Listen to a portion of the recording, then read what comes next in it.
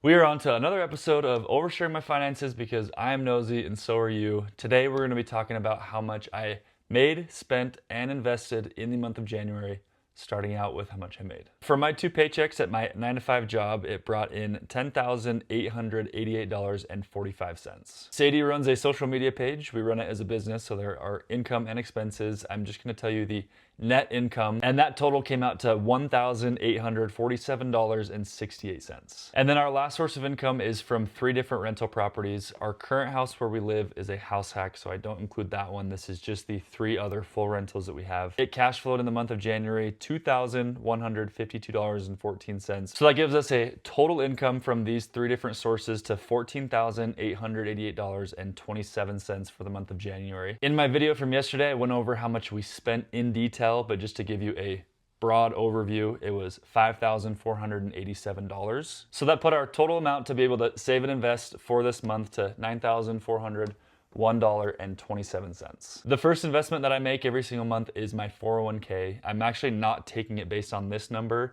It automatically just comes out of my paycheck, so it's already been calculated in how much my paychecks were and stuff. But I contribute 10%, so that came out to about $1,000 invested in my 401k. The next 2 things that I invest into are a Roth IRA for both my wife and I put $500 into each account for both of us. I always put $100 into a 529 plan for future education for my son. And then I also invest $500 every single month into my Robinhood account into just the S&P 500.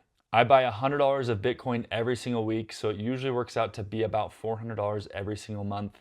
And I also buy $50 worth of Ethereum every single month. I set aside $300 per rental property per month, so $1,200 total, into a high yield savings account. This is used for a rainy day when I eventually need to buy a new roof, a new furnace, new AC. I put $300 into a different high yield savings account every single month for a future car purchase. And I put $200 into a separate high yield savings account for future toys. I really want a boat in the future, so mainly saving up for that. And then the remaining amount I put into a separate high yield savings account for a future rental property. I would say the majority of my savings goes into that account because I have a goal to buy between 1 to 2 rentals every single year, and so I have to save up quite a bit to be able to do that. I try to keep things as diversified as I can. I don't like to be all in on just one thing, as you can see. And so hopefully that helps you see how I invest. If you have any questions, as always, please reach out, let me know.